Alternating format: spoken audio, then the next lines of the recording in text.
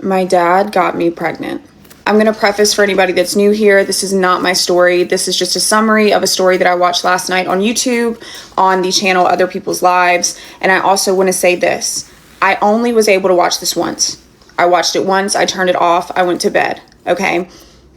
If you want the full, detailed version, please go to YouTube, go to the channel Other People's Lives, and watch it there.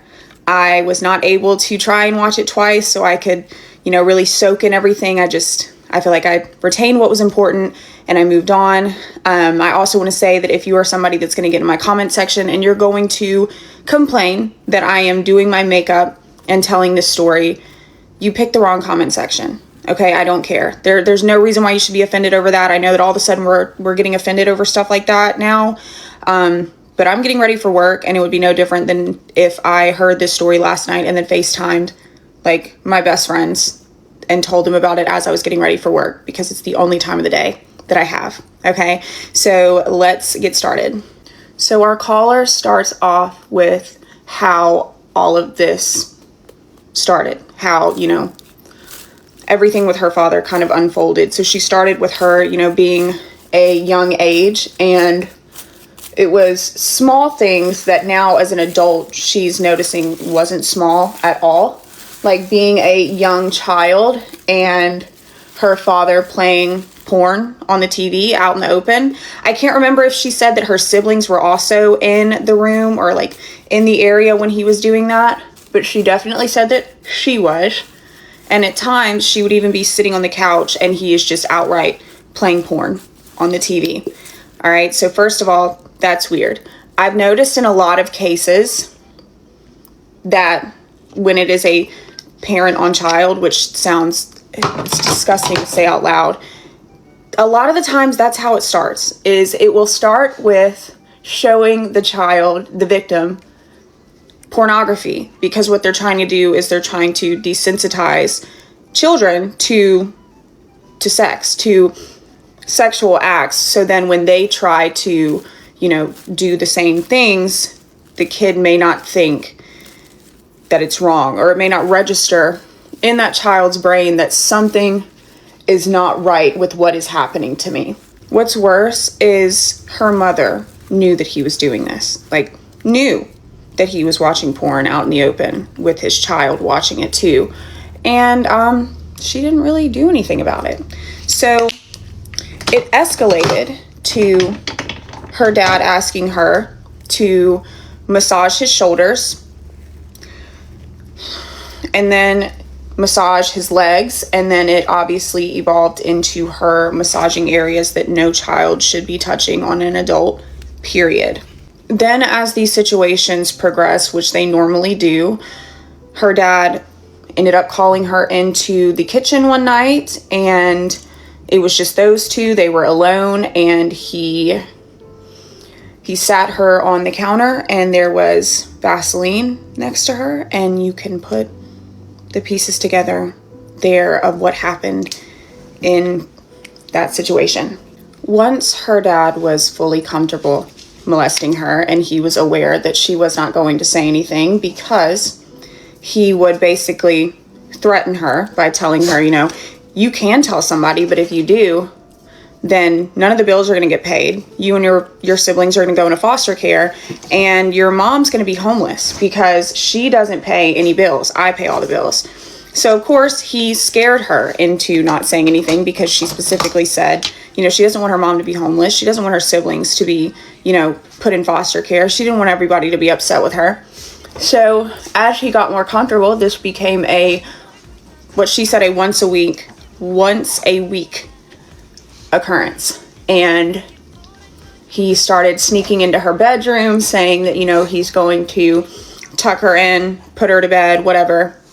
And it would always start with him getting into her bed late at night, porn playing on his phone, and he would tell her, this is what I want you to do to me. And he did that to her at least once a week. And she said that the only time that she ever got a break was when he would go back to Africa for a couple of months. She said then she would get maybe at most 6 months worth of a break from that. And then once he came home, it would start all over again. You're not going to convince me that her mother did not know. Even she made a couple comments that she, again, now as an adult, that she's sitting and remembering back of that time, that her mom did know. There's no way that she didn't. Mother's intuition is a very strong thing. And this is what I say about almost all of the cases that I watch with molestation, is if there is a mother in that home,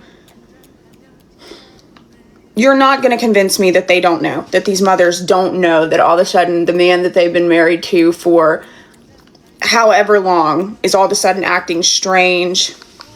Their child is acting strange. They're showing favoritism towards one child, so on and so forth. So you're not going to convince me that her mom didn't know. And just like last night, I might have to get up a couple times because I got so heated listening to this story and just knowing that there was another parent in the household that more than likely knew and didn't say anything because she wanted the bills to get paid. Her dad was the breadwinner. I believe that's what she said.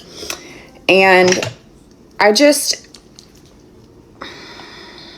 after years of dealing with this abuse, she ran away. She said that one day she just had had enough. She blocked her family and ran away. And the same night that she ran away was the same night that she went to a party with her boyfriend and her friends. And she got drunk and spilled everything. She told them everything that was going on. So, of course, the second that she did that was the second that the police got called.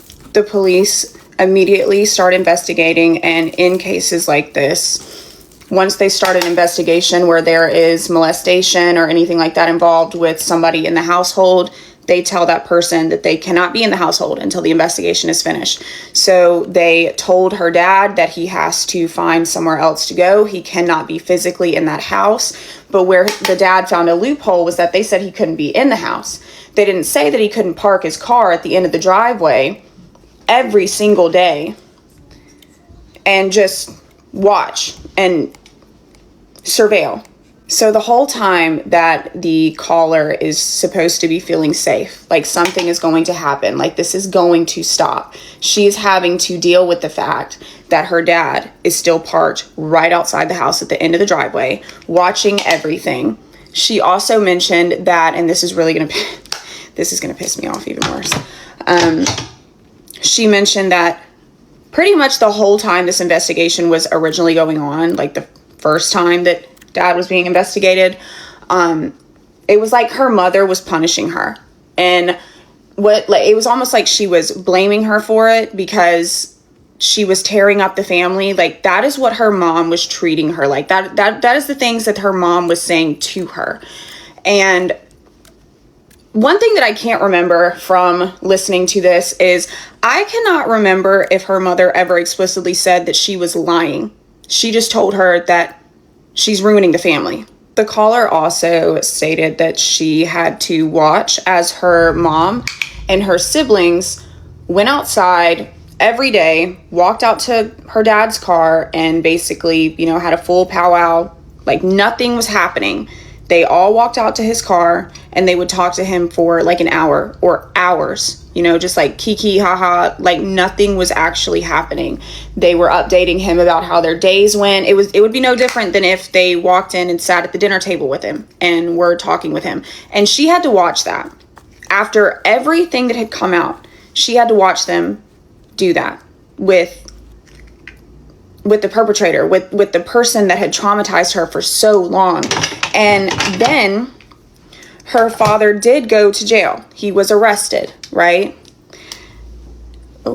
She said that the only family members that actually told her that they believed her and they supported her bailed him out of jail. So now let's talk about her becoming pregnant with her father's baby.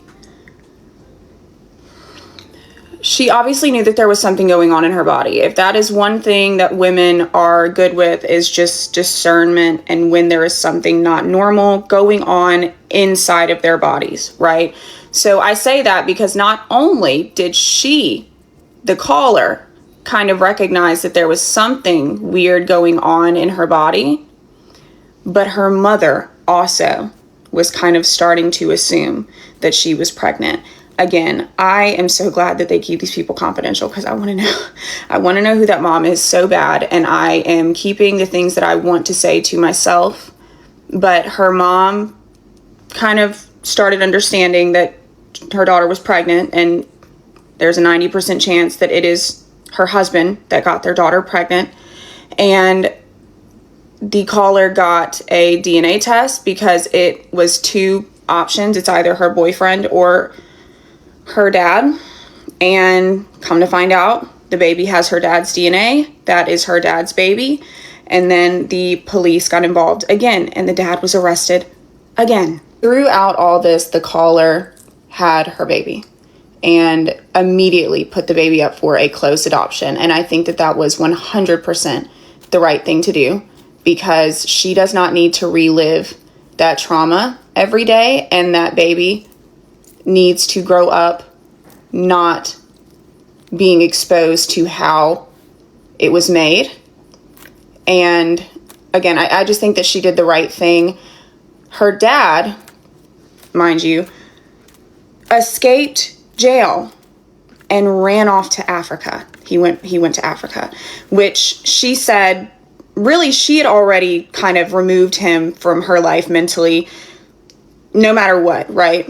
But she found out that he had escaped and went to Africa because his PO or his CO called her to inform her of that. And she started receiving photos from her siblings in Africa, because she has siblings in Africa as well. They were sending her photos of them with her dad. And I want to go ahead and say this, because she also said this. She does not believe that her siblings in Africa knew about this. I highly doubt that her dad went to Africa with his other kids and other family and let them know, like, hey, I just escaped prison, and it's because I molested your sister back in America, and now I'm here. Hello. Like, I don't think that he said that. I think that her siblings were just sending her photos, almost like, it was just letting her know, like, hey, dad's here, and they had no idea that they were re-traumatizing her over and over, and she did not tell them that because she was trying to move on.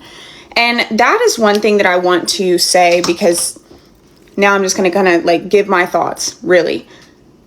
The caller, the person, the victim, she is one of the strongest people I have ever known. And I don't know her, but it's the fact that she is telling this story. She is not stuttering. She is not, her voice isn't even breaking. She is saying this story like, this happened to me. This was the outcome, and I moved on. And what really broke my heart is that I cannot remember when this video was posted, but I know when this video was posted, she was 22 years old telling this story. And my youngest sister is 22. And I know, and I'm not trying to make this about myself, but I know that when I was raped by somebody, and then some people that I trusted, and I didn't even know them that well. I just was naive, and I trusted people that I shouldn't have. That does not excuse what happened to me, but I'm just saying, I could not imagine, because it took me years to get over that PTSD. It took me years to not wake up in the middle of the night with sweats and crying and, being afraid that I was going to run into those people everywhere that I went. I could not imagine me being a victim to my own father and trying to move on from that. She is one of the strongest people that I know, and anybody that goes through this type of scenario, because unfortunately this is not an uncommon thing to happen. They are the strongest people that I know, and I don't know them, but you know what I mean. And the caller, I truly hope that she is getting the absolute best out of life. I hope that she is, able to cope well, and that she is, moving on. I know that that's going to be so hard to move on from, and she probably never will be able to move on from that. But I really do hope that she is just living the best life, and she's getting the best that life could possibly offer her. And I do hope the same for that baby, that that child never figures out how it was made. And you know, it's living a normal life away from all of this chaos, just like the caller. And that mother is disgusting. I really think for some reason the mother not standing up for her child is really what made me the most angry. And I don't care if you think that that's not the thing that I should be the most angry over. It is, because as a mother, you should protect your child at all costs. Even if he was threatening your life, if you were to go tell the police, my life is on the line then. I'm going to give up my life for my child. I don't even have children, but I know that when it comes to their life or mine, it will be theirs every single time. I will always choose my children over me and their safety over mine. Period. So the fact that her mother didn't do that, she belongs 6 feet under the jail. There's a lot worse things that I want to say, but I'm trying really hard not to. Anyways, I'm going to go ahead and go. I hope that you guys have a great day. And of course, I want to know what you think about this story in the comments. Again, if you want to watch the full story, go to Other People's Lives on YouTube and watch it there. And I love you. Bye. The most embarrassing thing ever happened to me. Like, I literally want to hide under a rock and never open my mouth ever again. So I'm at the airport and I'm waiting for my luggage. It's my boyfriend's birthday, so I'm doing what every single person does, and I'm rewatching my own Instagram story. Then one of you guys come up to me and you're like, "Hi, are you Spencer?" I'm like, "Hi, yeah, I am Spencer. Hello, nice to meet you." And then you say that the reason you started following me is because of your friend, okay? And it's actually your friend's birthday and you're wondering if I could take a video for your friend. And I'm like, "Well, yeah, of course, duh, give me your phone." Or so I thought. That is what the girl said. So I grab that phone and I say, not even kidding, word for word, I say, "Hi, oh my gosh, happy birthday. I love birthdays. Birthdays are like a national holiday. They're like my favorite holiday. I love you so much. I hope you have the best day in the entire world." I'm freaking out. I'm so happy. I'm on a literal high because one of you guys came up to me and I'm like, "Ah!"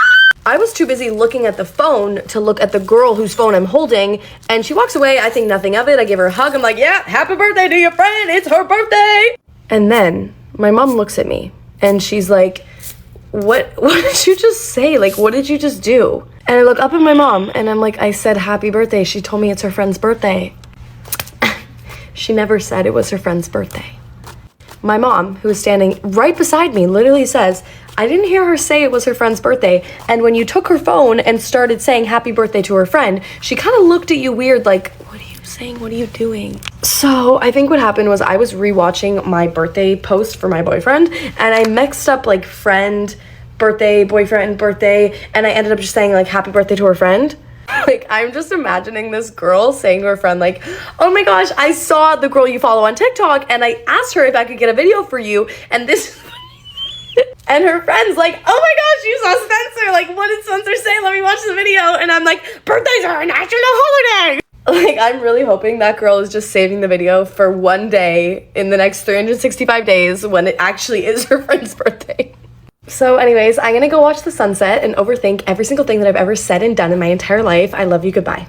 My boyfriend wants a three-way and I'm tempted to do it. I'll try to keep this as simple as possible. I am way more experienced intimately than my boyfriend is. But when we met, he said he was into group play with women, and I was like, okay, so like 3 ways, because like a lot of guys are into that, so that would be normal. And he told me that yes, that too, but his fantasy was with a bunch of women. I mean, like minimum 3 women. I don't know if it was because he saw my face when he said this that he then followed it up saying that he didn't actually want to do it. He just wanted to talk about it. Like, his fantasy was basically talking about his fantasy. It was pretty weird and I was really confused, but honestly, we were so compatible that I didn't really care. I'm a Gemini and he's a Capricorn. If you're into astrology, you know what I'm talking about. Like, we're super compatible. And from my experience, every time I meet a new guy, I go on this app called Astra. It's an astrology app that gives you advice based on your birth chart, and I go on the romantic compatibility feature on there and I basically insert the sign of the guy that I'm seeing. And not so surprisingly, my boyfriend and I were a great match. So yeah, it makes it harder for me to break up with him. I've had several experiences with 3-ways in the past. You know, I was younger, I was more innocent, and I was also trying to please my exes, and they were not for me. Like, I didn't enjoy them at all. And I also told my boyfriend about all of this, and he knows what I did and everything. And I also let him know that I wouldn't want to do that with him. So when my boyfriend told me that all he wanted to do was talk about his fantasy, I was like, okay, this is weird, but I'll do it for you. But now he's been pressuring me to actually do it. He refuses to listen to me when I tell him that seeing him with another woman just makes me go crazy. Like, I cannot even bear that thought. When I ask him what he loves the most about us, he says how I enthusiastically talk about his fantasy with him. So nothing about us, just his fantasy with other women. Now, every time we talk about it, it turns into an argument, and he now keeps on bringing up my past. Things that I told him and that I thought were okay with him, now he's turning them against me. However, he would want me to do those said things with him, so kind of hypocritical. I don't know how he will accept that I don't want to do it, but if there's anyone who's had this happen to them before, please let me know. How do I deal? Do I break up with my boyfriend because he refuses to post me on social media? I get it sounds petty, but stick with me on this one. My boyfriend and I have been dating for about 8 months, and he's never posted me on social media. Not a single time. Not a story, not a tag, nothing. I would have no problem with this if he didn't use social media in general, but the man is posting on his stories every single day. He's posting what he's getting to eat. He's posting photos of his friends. He's posting everything. He's just not posting me. If I ever post anything with him in it and I tag him, he never reposts it. But if one of his friends does, yeah, he immediately reposts that. It's just if it's me that he doesn't. So obviously I bring this up as an issue to him because it's weird. And his rationale is that he likes to keep his relationships private and that he doesn't like to post girls on social media because he knows that everybody will have an opinion and he doesn't want other people involved in our relationship. Sorry, I didn't know I was dating Brad Pitt. I didn't know that as soon as you posted that you had a girlfriend on social media, all 800 of your followers would be so invested that they would have nothing else to talk about other than the fact that you have a new girlfriend. Hate to break it to you, babe. We are just regular people. And you posting a photo of us, no one's gonna care. No one's gonna think twice about it. Obviously, I tell him that this reasoning is weird.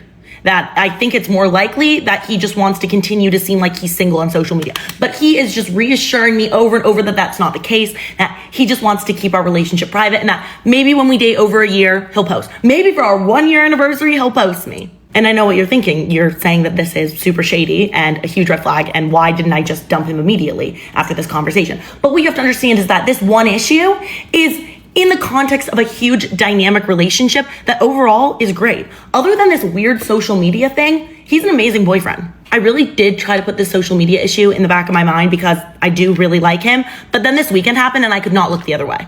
This weekend, my boyfriend and I went out to dinner, and the entire time I could just feel that this girl was staring at me the entire time. You know, like, you know that feeling when you're not even looking at the person, but you just know that they're staring at you. I point this out to my boyfriend at one point. I was like, I think this girl is staring at us. Like, do you know her? And he immediately starts acting really weird. He's like, no, you're acting crazy. It's all in your head. Don't worry about it. Let's just finish up our dinner and go. I run to the bathroom before we leave. And when I get out of the bathroom, guess who's sitting in my seat at our dinner table? Yeah, that girl that was staring at us. So I slowly walk up to the table. I'm like, hey, how are you? Who are you? And she makes no effort to get up. I feel like normally if you were in somebody's seat and then you see him get back, you would stand up.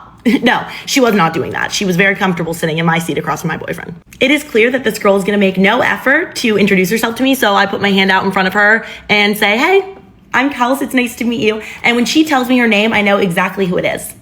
It is my boyfriend's ex-girlfriend because she has a pretty unique name. So yeah, I knew who it was. She immediately goes back to ignoring me and only addressing my boyfriend. She says, wow, you didn't tell me you were seeing someone new. I'm sorry. When would he have told you he was seeing someone new? Because based on what I knew, the two of you are no contact. So when would he have told you that? In the most condescending way, she goes, oh my gosh, so sweet. How long have you guys been together? He's just fumbling over his words. He's like, I don't know, a couple months, I guess. I said 8 months, actually. We've been together 8 months. That is more than a couple months. A couple means 2 months. It's been more than that. Finally, she gets out of my seat and says to my boyfriend, it was so good to see you. I love that we finally had the chance to have this face-to-face combo.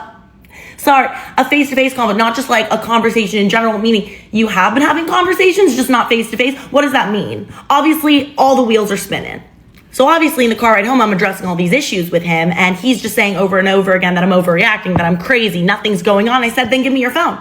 He says, what? I said, then give me your phone. Let me see that nothing's going on. If you have not been talking to this girl, I will apologize, but I feel in my gut that something is wrong. Let me see your phone. And he is sweating now. The man is nervous. He's just like, this is ridiculous. We need to have trust in this relationship. I said, listen, if I'm wrong, then you can tell all your friends about how terrible and crazy I am tomorrow. But I won't be. I know I won't. So finally, after a lot of convincing, He passes over his phone to me. I'm sitting in the passenger seat of his car and I start scrolling. First, I go to her name in his phone and I look through their texts and there's none. They've all been deleted. Did he delete them yesterday or did he delete them after the breakup? I don't know. Couldn't tell you. But that's when I go and check his DMs on social media, and that's where I find all the evidence. Through our entire relationship, he has been talking to his ex-girlfriend. He likes almost every single one of her stories, and they have small talk about what they're up to in their messages. It's nothing super bad. I mean, there's no direct, blatant cheating, but he has told me that he's no contact with his ex and has never said that they pretty frequently message each other. It's like once a month they send each other a message. And that's when it hit me. I think the reason that my boyfriend doesn't want to post me on social media isn't so that girls in general think he's single. He wants his ex-girlfriend to think that he's single because she got a new boyfriend, and I feel like he's just waiting for the day that they break up where he can go try and win her back, and that I'm just a placeholder. I think this entire situation is grounds to immediately break up with him, but he's telling me that I'm completely overreacting. So let me know if you think I should kick this man to the curb or if I get over it and we try to work through it. Guys, I got fired yesterday. So I wasn't actually going to talk about this, but I really just like don't care anymore. I'm just gonna give you a quick little story time on what the fuck happened. Basically, if you don't know, I was a server at Olive Garden. I worked there for like 9 months. I absolutely loved my job. I said it on here all the time that I loved working there. I looked forward to going into work. Everybody knows that I loved my job and it was like genuinely the best job that I've had. Basically, I walk into work yesterday and I'm thinking it's gonna be a normal day. I was scheduled to close that day, so I was gonna be there for like 5 hours. I get talked to by the manager and then she goes, oh, like, can you like come talk to me like over here? And I was like, sure. Mind you, this is my first day back since spring break, so I haven't worked in over a week, so I thought she was just gonna give me like a little bit of a rundown. Basically, she sits me down and she goes, do you post on social media? And I was like, yeah, I do. And she's like, do you post about Olive Garden ever? And I was like, I mean, I have, like, I do server vlogs sometimes, literally thinking nothing of it. And then she asks me if I've ever recorded inside the restaurant, and I was just like, yeah, like, it's a public space, like, yeah, I have. She's sitting there telling me that she's seen my server rants and me talking about the customers and the fact that I make no money and blah, blah, blah, blah. And I'm just sitting there thinking like, okay, like, fuck that gotta do with me. I don't really understand. She's just sitting there telling me that it's super against policy to talk about the customers and record inside the restaurant. And I totally get that. I was being super professional about it. I was just like, yeah, I understand like why I'm in the wrong. I just didn't think too much of it because I see server rants all the time. Like thousands and thousands of people post server rants all the time. Like, didn't think I would get fucking fired for it. She hands me this piece of paper and it was a bunch of questions and I have to answer them and then hand it to corporate and then see if corporate will like take me back as a server. As I'm like filling these questions out, she was like, it's honestly not looking good though because like I did do like all the wrong things. Meanwhile, my wrong things were recording inside the restaurant, talking about the customers and like posting about it, and yeah, I guess, I don't know. But basically she said it wasn't looking good, so she hands me this resign form to say like that I can resign from it so it doesn't say like I got fired, you know? So I was like, yeah, I'll just resign. Like, it's a teenage job, it's really not that deep. I did indeed cry when I was signing it because I love my job and like obviously didn't want to leave. Now it's the fact that I am actually unemployed.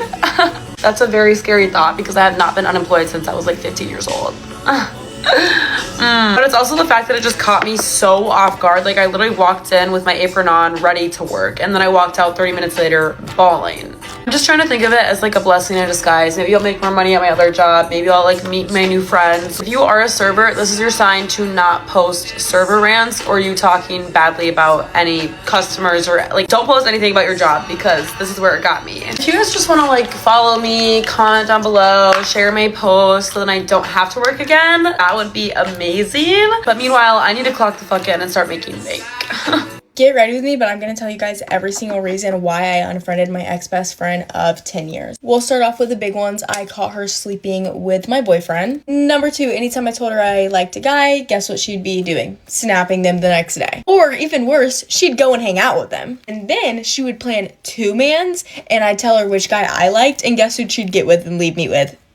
The other guy that I didn't like. She'd get with the guy I liked. Took a video of me changing one time and sent it to my boyfriend at the time. Told one of my boyfriends at the time that I was gay, tried to kiss her and her. One time me, her, and another girl were all hanging out, and she followed me into the bathroom without me knowing and took a video of me showering like underneath my shower curtain. So you thought when she took a picture of me changing and sent it to my boyfriend at the time was bad? No, she leaked this around the whole school and blamed it on the other girl. The other girl literally ended up getting charges pressed on her because my parents pressed them, and she got in so much trouble for it, and it wasn't even her. And don't worry guys, once we found out that it actually wasn't her, the charges weren't like completely gone through yet, so my parents went straight to the courthouse and dropped the charges. Oh my god, I cannot speak. There was multiple occasions that she did this to me. We would go and take Instagram pictures and she would edit my body to look bigger than it actually was. Any single time I'd hang out with her and have money in my wallet, every single time the money would decrease and decrease and it would just go missing. Same thing with my clothes, same thing with my makeup, same things with my perfumes, hair products, literally everything. One time this girl literally put Nair in my shampoo, and luckily I caught her in the act. She was flabbergasted when I caught her. Like, she didn't even know what to say. Like, she literally called her mom and went home. Literally set me up to get jumped, brung me somewhere, and got me jumped. One time we were going to hang out with these guys, and I asked her if I could use some of her perfume, and she filled up a little perfume thing of fart spray. And obviously it smelled so bad. Like, she literally was gagging from it, and that was the only pair of clothes I brung because we were literally just going to hang out with guys and I was going home. She refused to let me change clothes, refused to let me wear any of her clothes, and I had to go with fart spray on me. I literally called my mom to come get me. I was fucking done. She told me that my fish was dead and flushed it in front of my face while it was literally still swimming. You're probably thinking like, oh, when she was doing all these crazy things, like, why didn't you stop being her friend a while ago? Oh, I tried. Every single time I tried, she threatened me. And the reason how and why we are no longer friends is because my parents literally had to get a restraining order on her so she'd leave me alone. Okay, bye guys. I am 21 years old. I have never been in a relationship before. Let's talk about it. You know, I usually tell myself that it's fine that I've never been in a relationship before. That's no big deal. And that is true. But I feel like I'm kind of gaslighting myself. Like, it actually does hurt me. I just pretend that it doesn't. It kind of gets to the point where you're just like, what is wrong with me? Like, literally, what is wrong with me? Why is it so easy for other people to get in relationships, but it's like 10 times harder for me? Now, this is definitely an issue with myself. I can't even blame anyone else for never being in a relationship. Like, this is completely my fault. And the only way that it will change is if I start to change and like act differently and put myself out there more. But I genuinely don't know how to do it. Okay, I really don't know how to do it. I don't know how to talk to guys. I don't know how to be comfortable around like talking to guys. I don't know how to even look a guy in the eye. I'm awful with eye contact. I think also because I'm so inexperienced in dating, meaning like zero experience. I've been on a few dates, but that's literally it. It also just puts this like pressure on myself where when I do eventually get a boyfriend, like, he's gonna have experienced everything already. Like, he's gonna have had all of his firsts, and my firsts are gonna be with him. And that's also just scary because he's already experienced all of that and I've never done that. And because I've never been in a relationship before, it's even harder to put yourself out there just because you feel so far behind everybody. You feel like you're the only one who's never been in a relationship before. People always say that it'll come when you're least expecting it, when you're not looking, you're still so young, you have so much time left. And yeah, that might be true, but I'm 21. I've gone through both high school and almost university, never being in a relationship. It's pretty hard to be like, oh yeah, I'm gonna be in a relationship soon when it's never happened. You know, it's never happened. I went on my first date this past summer and it showed me that I can do it. I can go on dates and put myself out there and it's not that bad. But because it didn't work, I'm almost like scared to try it again just because it took so much of my energy and my effort to do it that I don't want to be like let down again. And even when we went on multiple dates, I still didn't even feel like I was fully myself just because I wasn't 100% comfortable, and that's something that will take time, but I don't know why I can't just open up and why I can't just talk normally and be myself. It's just scary to me. I don't know if it's just because of like rejection or what. It's just scary. It definitely comes from a lot of insecurity issues that I'm trying to work on, but it's hard to work on it when like your whole life you've been talking negatively about yourself and you've been overthinking every little thing you do. Literally, whenever I talk to a guy, it doesn't even matter who it is, I'm overthinking it. And I will lose sleep over it. It's also weird to think about the fact that I've never been in a relationship in the sense where like that's a whole part of me that I have never discovered. I've never met that side of me before. I've never seen the version of me that's in love. I've never seen the version of me who, you know, is just with somebody all the time and who wants to spend time with them. Like, I've never seen that before. I've never seen the side of me that's like affectionate and touchy and just is in love. I've never seen that side of me before. It's crazy to think that there's this whole other version of me that nobody has met before. Nobody has seen me in love. I want to know who I am when I'm in love. Like, I want to experience that, and I want to experience just dates and cute little couple things. Like, I want to do that, but it's just like taking that step and getting there is so hard. It's so freaking hard. Like, I don't know what I'm doing. And it just almost feels like it's never gonna happen for me. Like, genuinely, because I don't see myself ever working through this, like, fear and anxiety. I don't know how to just overcome it. Okay, well, I'm all done. I just wanted to talk about that. I think maybe because my sister's in her first ever relationship and I'm having, like, FOMO. I'm, like, jealous that she's experiencing that. I'm so happy for her, but I, like, feel bad about myself that I've never experienced it. I don't really know. I just have, like, FOMO, honestly. I want a boyfriend. I want a boyfriend. Bye. Get ready with me medan jag berättar när jag åkte till Tyskland till en kille och blev blockad direkt när jag åkte tillbaka till Sverige. Jag vet att jag har redan berättat om den här en gång, men det räcker inte. Jag måste berätta en gång till. Ja, det räcker inte med att berätta en gång. För mig i alla fall. Jag träffade den här killen i Thailand när jag var där och backpackade. Allting klickade. Allting som vi pratade bara klickade. Och ja, jag tänkte att jag tyckte om den här killen. Och jag vill fortsätta prata med honom. Han var alltså också i Thailand och backpacka i 3 veckor med hans kompisar. Och då åkte han tillbaka till Tyskland och jag fortsatte backpacka i Asien. Och allt gick bra, vi pratade varje dag. Vi skriver till varandra varje dag. Allt gick jättebra. Det enda han inte kunde sluta prata om var om hans ex. Han kunde inte sluta prata om hans ex. Och det var aldrig bra grejer, det var bara negativt grejer. Och det där är en red flag. Ja, vi behållde kontakten och fortsätta prata. Men som sagt ska man aldrig ignorera de här red flags. Men det gjorde jag.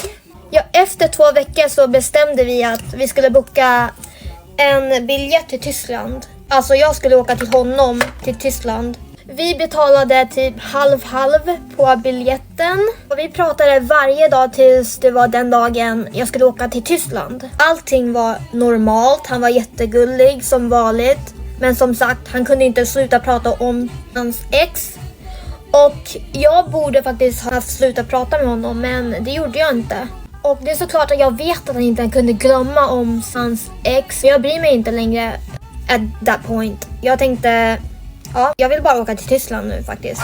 Och tänkte väl, jag har ändå en biljett till Tyskland och jag får en free ställe att bo i, gratis mat, gratis boende och ja, det var inget dåligt ändå fast han bara pratade om hans ex. Jag bryr mig inte längre. Jag vill bara åka till Tyskland. Det var allt jag tänkte på då. Jag stannade med honom typ en vecka och allting gick jättebra. Han var faktiskt jättegullig. Han tog hand om mig, han lagade mat.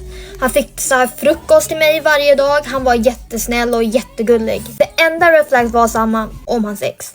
Och allt han sa var typ dåliga grejer och negativa grejer. Vi vet att han försöker lura sig själv. Att han har glömt sin ex. Jag fick träffa alla hans kompisar och alla hans kompisar var green flags. Det var inga red flags på hans kompisar. Allting var green flag. Jag fick träffa hans brorsa. Hans föräldrar vet att jag är där med honom. Och alla vet om att jag är där med honom. Och ingen tecken på att han skulle blocka mig när jag åker tillbaka till Sverige. Alls. Och då körde han mig till flygplatsen och vi sa hej då till varandra. Han säger att han kommer sakna mig och han kommer komma och hälsa på mig i Sverige. Alla grejer typ som han ljuger om. Jag märkte att det var någonting konstigt när han inte skrev till mig och frågade om jag var på planen. Han skrev ingenting. Han frågade inte ens om jag var i Sverige än. Det var ingenting, han skrev ingenting. Jag gick in och kollade på hans typ TikTok repost och allt han repostade om var om hans ex. Typ bara dåliga grejer. Det där är typ jätteäckligt av en kille att göra tycker jag. Nästa dagen så var jag blockad överallt. På allting var jag blockad. Jag tror att han blockade mig för han inte kunde glömma sitt ex och han försökte lura sig själv och han försökte ha mig för att glömma sitt ex men det gick inte så han blockade mig. Och det här hände för typ 3-4 månader sedan och jag är fortfarande blockad och ja, det var bara det. Guys, happy new year. Vente nakakaloka, 2025 na. Ang tagal na natin magkasama dito. And hindi nyo pa pala alam yung tunay kong pangalan. Well, my real name is Adelina. Adelina Eugenio II. May pa the second yun. And I am 21 years old. Ang dami nagugulat kapag sinasabi ko yung age ko. Kasi sinasabi nila, tiyatawag daw nila akong ate, mas matanda pa daw sila sa akin. Ngayon na nga, 21 pa lang ako, magto-22 ako this April 24. Oh my God! Meron akong dalawang kapatid, bali 3 kami. Ako yung pinakabunso sa kanila. Tinry kong mag-enroll sa college, one time lang, te. Diyos ko, day. Isang sem lang yung tinagal ko. Isang sem lang yung tinagal ko para ma-realize ko na hindi para sa akin ang college. Kaya bye! Bye, guys! Sabi ko sa mga klase ko, and then hindi na ako pumasok kahit kailan. Pero nung high school naman ako, matinong estudyante naman ako, te. Graduate ako with high honors. Yeah! Buong buhay ko, te, kahit tanungin nyo pa to sa mga kaklase ko noon. Pangarap ko talagang maging YouTuber or... hindi ko kasi alam yung tawag dati. Hindi ko alam yung tawag na influencer. Hindi ko alam yun noon. So, ang gusto ko lang talaga is maging YouTuber ako. Talagang alam na mga kaklase ko to. Isa pa pangarap ko magkaroon ng cosmetic brand noon. Kaya yung username ko dito sa TikTok is Adela Cos. Short for Adela Cosmetics. Diba? Ang syala. Siya binago kasi wala lang. Parang feeling ko dun yun ako nakilala. So, start ako magkaroon ng interest sa makeup. Parang around 11 or 12 years old ako. Alala ko pa dati kapag mayroong mga events sa school, ako yung nag-makeup sa mga klase ko. Pandami nagtatanong sa inyo kung kaano-ano ko si Bricks. Ay ko lang sinasabi na roommate ko siya kasi hindi talaga kami sweet sa isa't isa. Pero, jowa ko yun, te. I think magsi 6 years na ata kami ni Bricks ngayon taon. Schoolmate lang kami dati ni Bricks and parang crush ko lang siya noon. Tas ayun, crush niya rin daw pala ako. Bye, guys! Story time about the time I walked in on him with another girl and literally took a video of it.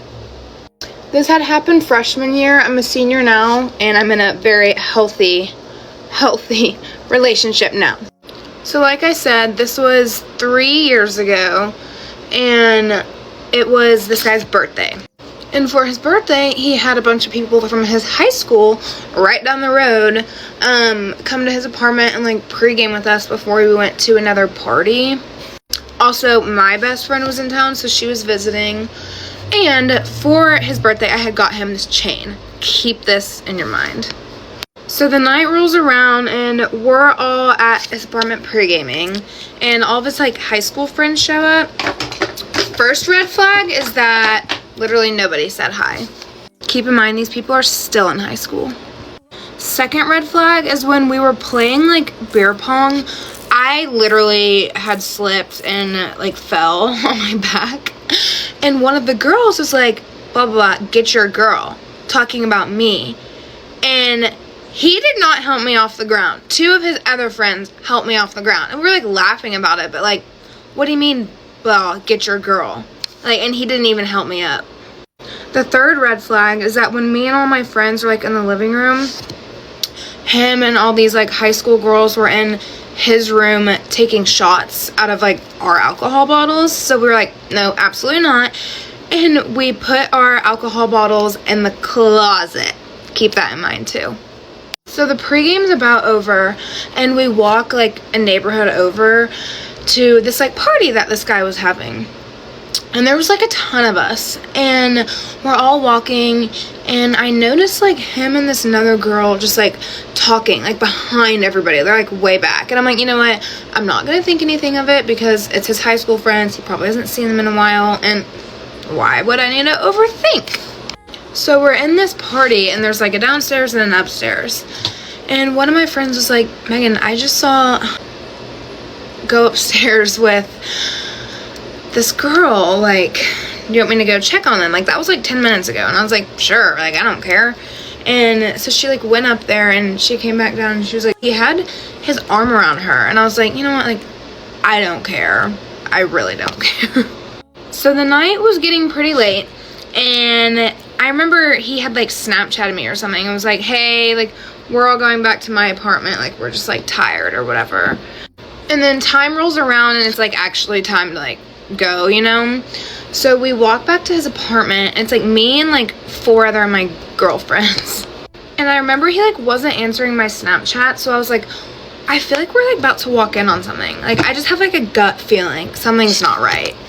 When we get back to his apartment, we open like his like main door to his apartment, and these girls just like start like giggling. They're like, and they're like, oh gosh. And I like turn my head, and in my head I'm like, oh gosh, what? Then like me and my 4 girlfriends like go over to his like his room door, and it's locked. So then my friend Tatum's whispering and she's like, Megan, like, I'm gonna knock, pretend you're not here, like, don't say anything. So she knocks and she's like, blah, blah, blah, like his name. She was like, I'm just here to get my alcohol, like, I'm going back to Megan's dorm. And he's like, 1 second. Now it's been like 2 minutes and he still's not open the door. And she's like, open up, like banging on it and yelling at him. And he's like, hold on, and like opens it. And this is where I like blacked out, like barely remember what went down. We walk in and Tatum opens the closet to get her alcohol off the top shelf. And what do we see? A little rat hiding in the closet. And my first instinct, I don't know, I've never walked in on something like that. My first instinct was to literally take a video. So I pulled my phone out of my back pocket. I opened Snapchat and I took a video. I took a video of her hiding in the closet, and then I took a video of him like laying on his bed. And then I like ran out. And I ran into his roommate's room and I was just like crying because I was like, what the heck did I just walk into? And I literally hear my best friend in the other room like screaming at him. And then in my head, I'm like, oh my gosh, what about the chain? I just got him today. I was like, Tatum, please go get it for me. I'm like returning it. So she literally goes back in his room and is like, give me the chain. And he's like, what chain? And this like high school girl is still just like sitting in his room and he's like, what chain? Like pretending I didn't get him a chain that morning. And she was like, the one on your neck. And he's like so freaked out and scared, he's shaking. He can't get it off. So he goes, Tatum, can you help me get it off? So then I run to my other guy friend's apartment where like everybody would hang out at.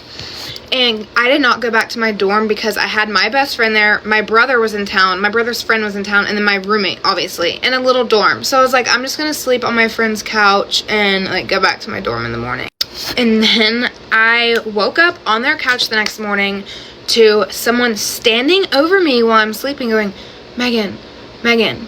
And I wake up and it's him and I was like, what are you doing in here? And I was like, don't talk to me, don't talk to me. And he was like, this is what he says. Can I get you Andy's and we can talk it out? Sir, it is 9 in the morning. We're going to go to Andy's and you're going to talk about how I just walked in on you with another girl? No. So yeah, that is like the story of the time I walked in on him with another girl and took a video of it. And oh my gosh, he got like messed up on campus by all my friends. My friends would roll the windows down and like scream at him. And he'd be like talking to like other girls on campus or as like friends. And they'd be like, screw you, like screaming at him through the window. Or like my whole sorority like posted on Yik Yak or something. I can't really remember. I have a bunch of screenshots, but yeah, so that's literally the time I took a video of it. Obviously, it doesn't faze me anymore because I'm in a new relationship at this point. It's hilarious, like so funny, and I had to share it because I want y'all to hear. Should I post the video? Bye. Good morning, guys. We have to do this quickly because I have drama for you guys. Okay, so everything I'm going to talk about is always going to be the truth, and it's only going to be from my perspective, from like what I've experienced firsthand and not like he said, she said type. And everything I'm saying is not mean, it's literally just the truth. Just the tiniest bit of background information is I went to middle school with her, so like 6th grade to the 1st year of high school, and then she changed schools. Okay, so yesterday I went to Starbucks, and granted, this is a Starbucks 5 minutes from my school, and her school's 30 minutes away. And yes, there are other Starbucks like closer to her school. And while I'm walking through the parking lot, I pass this car, and all I hear is like hyena, like hysterical laughing coming out of the car. And I'm just like, you know your car isn't soundproof, like I can hear you. And I turn and look at the car, and that's when I see her. At this point, I don't really care. Her name's Lily because she posted a TikTok about me, but we'll get there later. But like all I hear coming out of this car is like laughing like, oh my god, oh my god, oh my god, look at her, ah, like screaming like that. So for real, if I didn't hear the laughing, I wouldn't even have known she was like in the parking lot because I don't know her car. So I get my cup of coffee from Starbucks and I leave to go back to my car. And while I'm in my car, I call my friend. Call my other friend. I'm like, do you want to go to Starbucks real quick and take a picture of my op? And mind you, this girl posts me like religiously on her private story, and I know this because so many people on her private story don't even like her, and they know me, and they're like, she said this about you. I can say that because they did send me the proof. So me and my friend went back to Starbucks, and we literally took a picture of her. Like, no joke, I just took a picture of her with flash on. Like, I didn't really care that much, but So that's literally it. We go in, take a picture, and leave. Like, we got Starbucks, obviously, but like, that was it. So then that was that. I low-key like forgot about it. Like, it wasn't like that big of a deal anymore until her TikTok popped up on my For You page. Like, the sound she was lip syncing to, like, was like, "Hey stalker, like, just, you know, I'm still gorgeous," or something like that. And then the caption on that TikTok was, "If you're gonna make a post about me, you might as well tag me," which I thought was really ironic because she made that TikTok about me and didn't even tag me in it. So I was just like, let's not blow this like completely out of proportion. So I just reposted it. So I simply commented, "If you're gonna make a full-blown TikTok about me, you might as well tag me." And one thing about Lily is she loves to start beef, but she can never finish it herself. So I got a response in the comments, and it was from a different girl who's like my ex-friend, and now they like talk about me all the time together. And she was just like, "Well, you didn't tag us when you posted us." And I was like, "Posted us? I've never posted you." And the thing about both of them is they change men more than they change their underwear. Like, they're with a different guy every month, like every week, like, and I've been with the same guy for 3 years. Like, hello? So I didn't like that she got involved in drama that wasn't her own drama because I didn't mention her name once. So I clapped back and I'm just like, "Oh, since when were you involved? Why don't you go run back to," and then I listed a bunch of the guys she was with. Not to mention, I never unfollowed her on Instagram on her spam account just because I just didn't remember to. Like, it wasn't like crossing my mind or anything. And she still views my stories even though she doesn't view, like, she doesn't follow me. So then she basically added me on Snap and then got into my TikTok DMs and was just like, "Let's talk this out." Like, but not like, "Let's talk this out," like, "Let's argue." And then she literally had to block me because I clocked back in the comment section so hard. So now I saw her video on like this account and it literally, like, the video's still up, but now it only has 2 comments and it's her and her friend being like, "Oh, you ate this up." And she goes, "I know, right? Like, you literally like got rid of me because you got clocked in your own comment section." But anyways, guys, thank you so much for watching and sorry for all the drama. I am ready to talk about my experience growing up as the shy girl. Obviously, still, I find myself being shy, but compared to back in the day, like, whew, I've improved. So here are some actual things that happened to me while I was the shy girl. Number one is the teachers would place the naughty boys next to me so they would behave. But when they would sit next to me, they would tell the teacher, "Oh, I don't want to sit next to her, like, she can't speak." And then he'll literally go to me and be like, "Oh, do you even know how to speak? Say something, just say something." And then I'll say something and they'll be like, "Oh my gosh." At the end of the day, treating someone shy like that is going to make them a lot more shy. Next, okay, this one I've had every single parents' evening of my life. They would always say the exact same thing.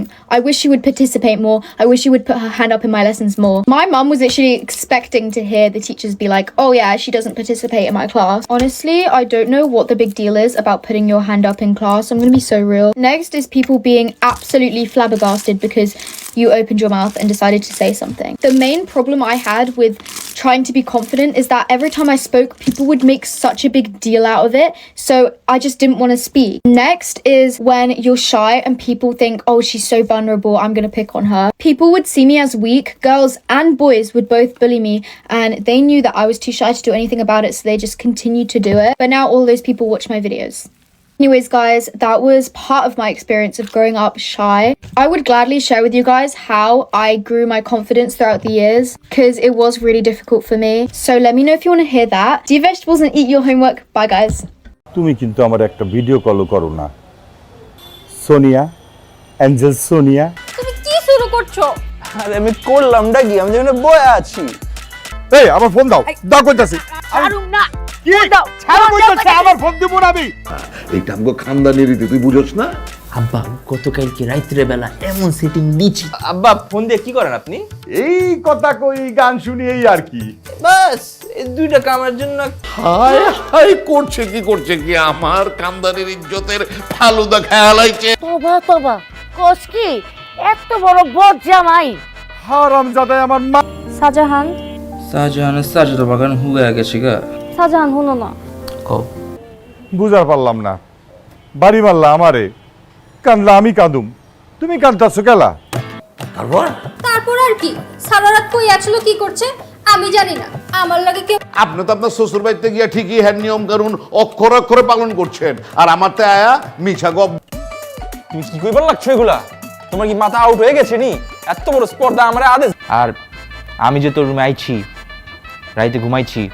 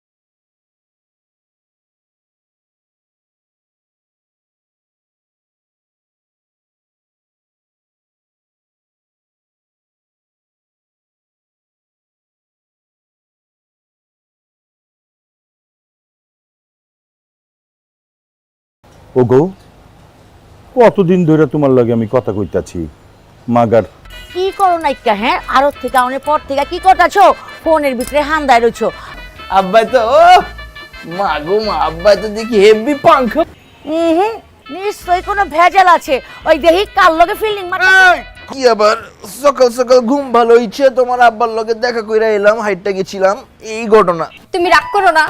রাখতে তুমি করবা খারা খারা চা দাও আমি তো ভাবছি ডাকাত পড়ছে নি। এই শাহজাহানগর বাড়িতে ডাকাত আইবো এমন কোন মায়ালাল পয়দা হইছে নি তোমার বিছানা আমি ভিজায়া দিছি গা। এটা তুমি কি করছো? কি করছি ঘুমাইবা না? তোমার পূর্বপুরুষের মাথায় কি সমস্যা ছিল আব্বা? নাটকের পর কয় কি শুনছো ওই বেটা আব্বা জান আপনার পোলার এখন জিগান তো রুটি গরম না ঠান্ডা? বাপরে বাপ শুনছো নি একেবারে ডর দেয় তো বলে কুচি কুচি করে কাটতো হইছে আপনার ডর আপনার পকেটে থুয়া দেন খানদানটা আমার কত উচ্চা দেখতে হইব না দেখতেছি তো উঁচা ভি আর লম্বা ভি কুচি কুচি করে না কাইটা ফেলাইছি আব্বা আমার তো মনে করে যখন ডর দেখাইতে দেখাইতে আমি দেখেন আপনি কি করি ওরে আইলাম না এখন দেন না আসমানে ঠাড়াল্লা আর একেবারে কাঁপায়া দিমু। আচ্ছা আপনার